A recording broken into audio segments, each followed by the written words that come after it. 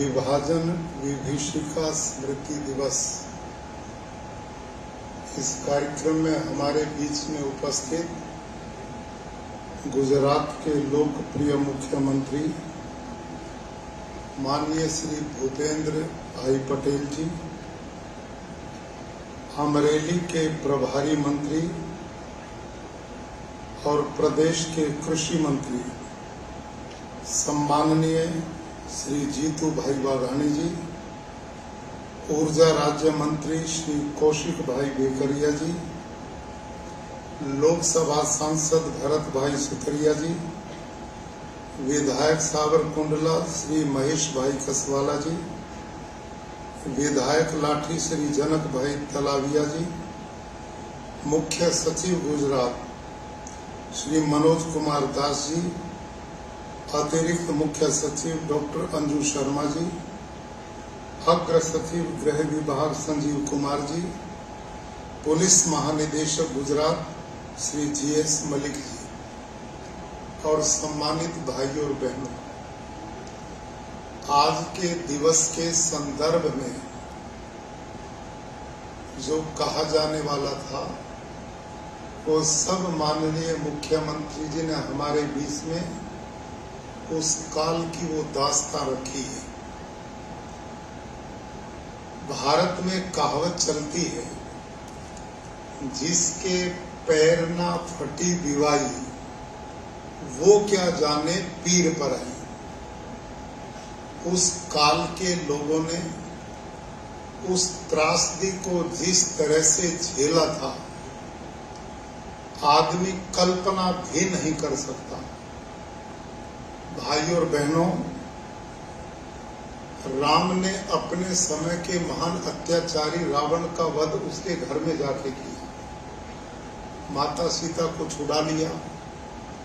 जब वापस अयोध्या जा रहे थे तो लक्ष्मण ने राम के सामने एक प्रस्ताव रखा कि भाई 14 साल हो गए हैं देश को छोड़े हुए, पता नहीं कौन कौन उस गद्दी के लिए लालायित होगा, पता नहीं अनुकूलता वहां जाकर बन पाएगी कि नहीं। हम दोनों क्षत्रिय हैं और हमने श्रीलंका को जीत लिया, रावण का वध हो चुका है और लंका सोने की वैभवपूर्ण है, वापस जाके क्या करेंगे। यही बस जाते हैं और इस लंका के ऊपर ही राज्य स्थापित करते हैं। आजकल के किसी युवा को, मेरे आपको ये प्रस्ताव रखता तो इसको गोल्डन चांस मान करके स्वीकार कर लेता। लेकिन भगवान राम ने इस प्रस्ताव के उत्तर में क्या बोला? अपि स्वर्णमयी लंका नय में लक्ष्मण रोचते, जननी जन्म भूमि से स्वर्गादपि गरीयसे।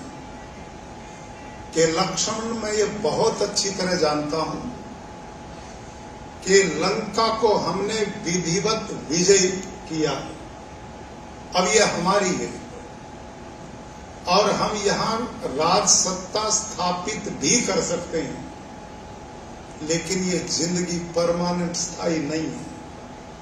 देखो, जन्म देने वाली मां और जन्म भूमि स्वर्ग से भी महान है। मैं इसे स्वीकार नहीं करूंगा।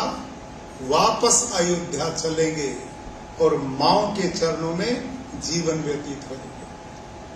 थोड़ा कल्पना करो, उस 1947 के काल में एक बहुत बड़े भारत के भूखंड पर वहां के लोग ऐसे ही रहते थे जैसे आप और हम आज अपने घरों में रहते हैं।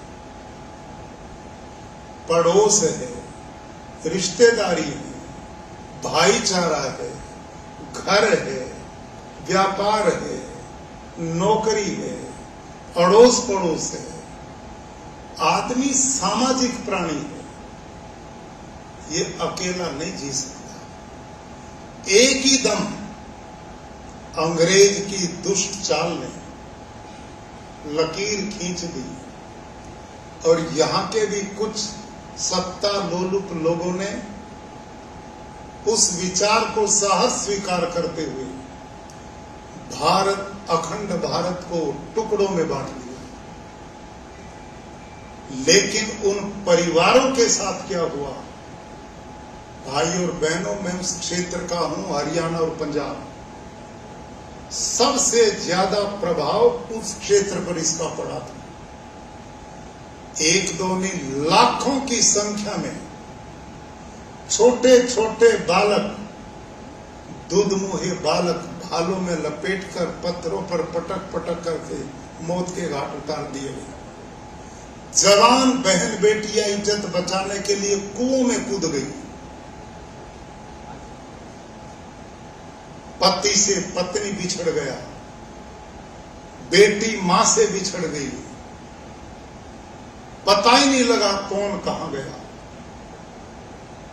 लाखों लोग मौत के घाट उतार दिए गए। इतनी निर्दयता, इतना भीषण खून खराबा उस घटना ने इस देश के लोगों को दिया। देश के टुकड़े भी हुए, कितने लोगों का जीवन भी चला गया। ये आदमी की कितनी छोटी सोच है। मनुष्यता और मानवता कर्राती है। ऐसा विविध दृश्य वो था।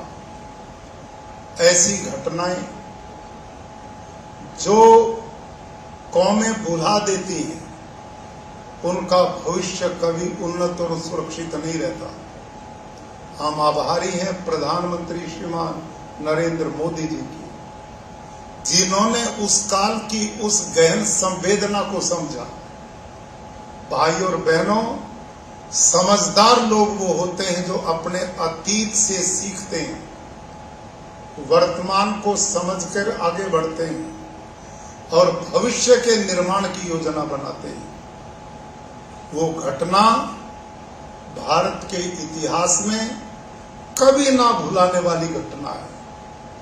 जो जो कारण उसके बने, आज वो दोबारा न बनने पाए। इस दिशा में भारत के राष्ट्रभक्त लोगों को संगठित होकर आने वाली पीढ़ियों के भविष्य को सुरक्षित करने की दिशा में मिलकर काम करना चाहिए।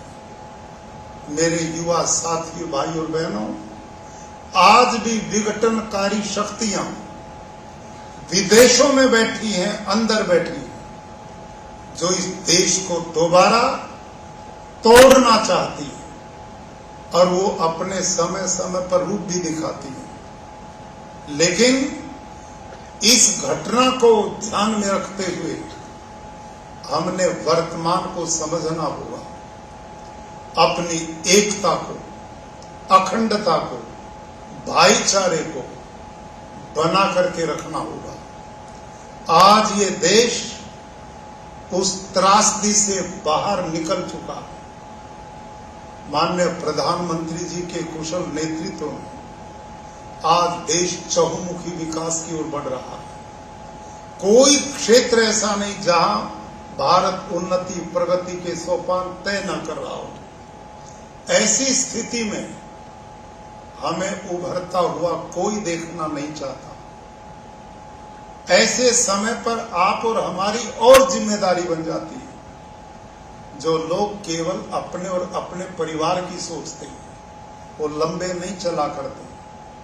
समाज बहुत बड़ा है। जितना जुड़ करके संगठित होगा और जितना हम एक दूसरे की भावनाओं का सम्मान करते राष्ट्र को विकास की ओर ले चलेंगे, तभी हम आने वाली पीढ़ियों के भविष्य को सुरक्षित कर पाएंगे। लंबी बात न कहते हुए आज मैं जिन लोगों ने इस देश के टुकड़े होते अपनी आंखों से देखा, अपने परिवारों को बिछड़ते देखा, तहस नहस होते देखा, पीढ़ियों ने जो संपदा, घर, मकान, संपत्ति बनाई, उसको उजड़ते हुए देखा, हम सम्मान करते हैं उन लोगों का। इतनी भयंकर परिस्थितियों से आने के बाद भी उन लोगों ने मेहनत की, परिश्रम किया, पसीना बहा, वो घटनाएं भुलाई और आगे बढ़ते गए और इस देश के उन्नति में सहयोग देते रहे। ऐसे उन पुरखाओं के प्रति हम संवेदना व्यक्त करते हुए उनकी स्मृति को सादर प्रणाम करते हैं, उनकी आत्मा को श्रद्धांजलि देते हैं और प्रेरणा लेते हैं कि ऐसी घटना भविष्य में देश में न होने पाए। राष्ट्र तेजी से संगठित होकर उन्नति, प्रगति, विकास करता रहे। धन्यवाद।